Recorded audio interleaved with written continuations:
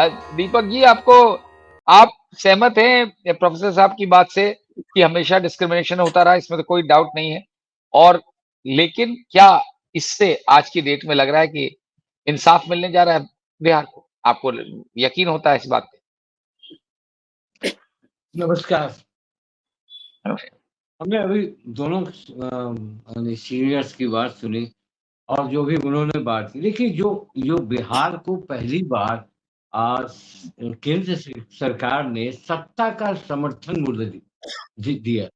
ये सत्ता का समर्थन मूल्य है, इसको मैं नहीं कह रहा, इसको पूरे बिहार की जनता ये समझ रही है कि आखिर क्यों मेहरबान, क्यों इस तरह से एकाएक 58,000 करोड़ आंध्र प्रदेश से 4 गुना ज्यादा, क्योंकि आंध्रा में चुनाव हो चुका और अब यहाँ विधानसभा का चुनाव है, इसलिए 4 गुना घोषणा की गई।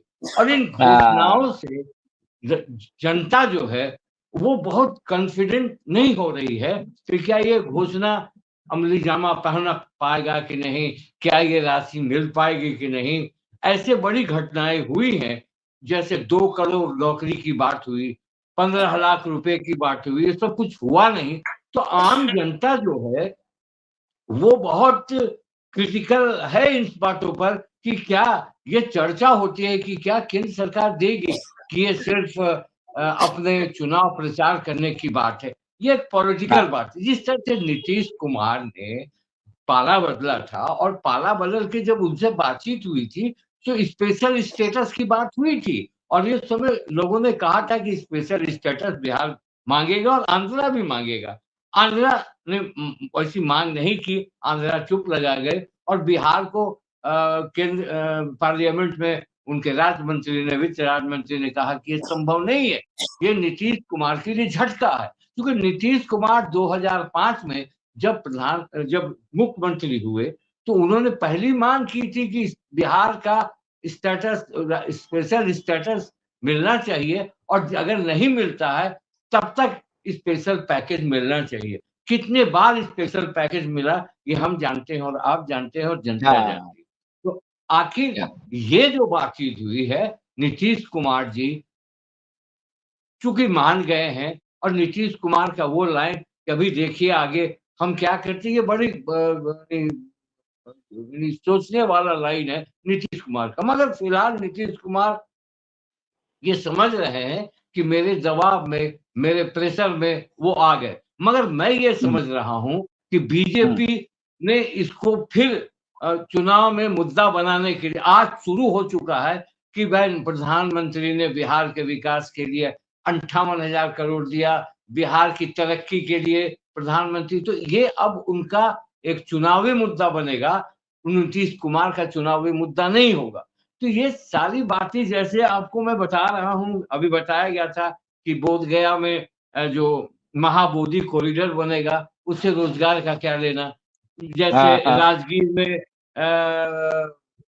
कॉरिडोर बनेगा उसको नीतीश कुमार लगातार उस एरिया में काम कर रहे हैं, नालंदा कोई कुछ पैसा मिलेगा, ये सारी बातें। और 26,000 करोड़ जो एक्सप्रेस हाईवे और पर बनेगा वो तो नितिन गडकरी बनाएंगे ना। आप जमीन देंगे, आप एनओसी देंगे तो 26,000 करोड़ 58 में माइनस कीजिए ना, और उसके बाद जीएसटी के साथ आपका कितना बकाया है केंद्र के पास, वो पैसे का भी तो आप जिक्र कीजिएगा कि हमें कितना पैसा टैक्स जो बिहार से गया वो मिला कि नहीं। देखिए अभी ये तो बिहार में जो चर्चा है पॉलिटिकल, नीतीश कुमार जरूर ठगे से दिख रहे हैं कि मेरा जो बहुत बड़ा चुनावी मुद्दा था स्पेशल स्टेटस झटके से छिन गया।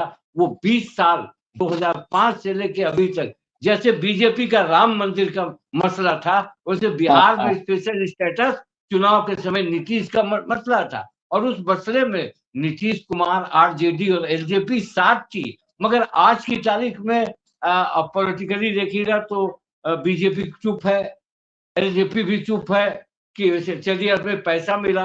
अब इसको विपक्ष उठाएगा, मामला बहुत सारा बनेगा। अभी ये जो मामला है आरक्षण का जो 75% का मांग है अनुसूचित 9 में, वो मामला बनेगा, जातीय गणना, ये सारा हाईजैक करके विपक्ष ले जाएगा। ये चिंता है नीतीश कुमार।